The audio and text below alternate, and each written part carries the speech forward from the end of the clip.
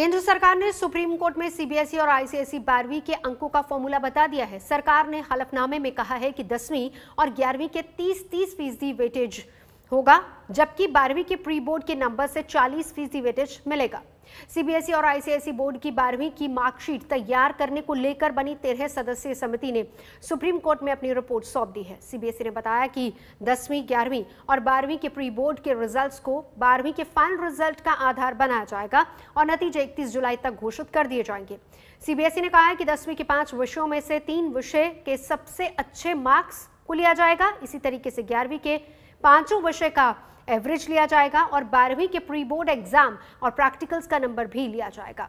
10वीं के नंबर का 30%, 11वीं के नंबर का 30% और 12वीं के नंबर के 40% के आधार पर नतीजे आएंगे। सुप्रीम कोर्ट में सीबीएसई ने कहा है कि परिणाम समिति ने परीक्षा की विश्वसनीयता के आधार पर ही वेटेज पर फैसला किया है। स्कूलों की नीति प्री बोर्ड में ज्यादा अंक देने की है। ऐसे में सीबीएसई के हजारों स्कूलों में से प्रत्येक के लिए परिणाम समिति गठित होगी। स्कूल के 2 वरिष्ठतम शिक्षक और पड़ोसी स्कूल के शिक्षक मॉडरेशन कमेटी के रूप में कार्य करेंगे, ताकि ये सुनिश्चित हो सके कि स्कूल ने अंकों को बढ़ा चढ़ाकर नहीं बताया है। ये कमेटी छात्रों के पिछले 3 वर्षों के प्रदर्शन को आंकेगी।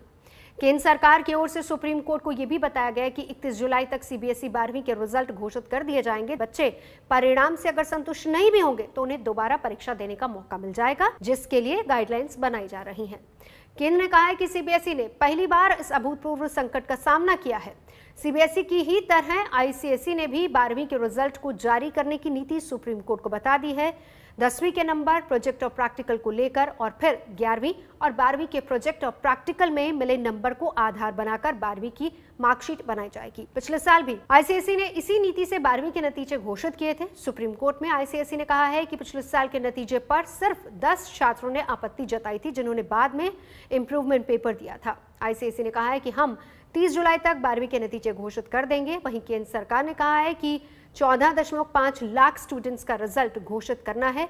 हम जल्दबाजी नहीं कर सकते हैं। सुप्रीम कोर्ट ने सीबीएसई और आईसीएसई की प्रस्तावित मूल्यांकन नीति को स्वीकार कर लिया है। अब दोनों बोर्ड अपनी अपनी नीति पर काम कर सकते हैं। 12वीं की कोई परीक्षा नहीं होगी, लेकिन उन छात्रों के लिए सुधार परीक्षा आयोजित की जा सकती है जो अंक सुधारना चाहते हैं।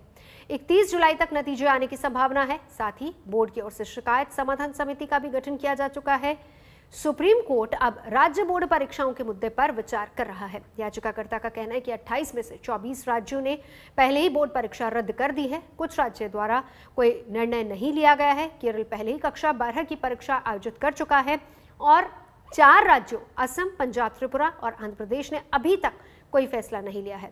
4 जून को सीबीएसई ने असेसमेंट पॉलिसी तय करने के लिए 13 सदस्यीय एक समिति का गठन किया था।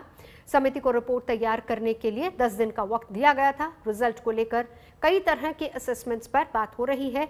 इनमें से एक तरीका यह भी है कि बोर्ड 10वीं के फाइनल मार्क्स और 12वीं के आंतरिक मूल्यांकन के आधार पर भी रिजल्ट तैयार कर सकता है। इसके अलावा सरकार ने पहले यह तय कर दिया था कि अगर छात्र अपने रिजल्ट से खुश नहीं है तो कोरोना से बिगड़े हालात सामान्य होने पर इसमें अंक सुधार के लिए आवेदन कर सकते हैं।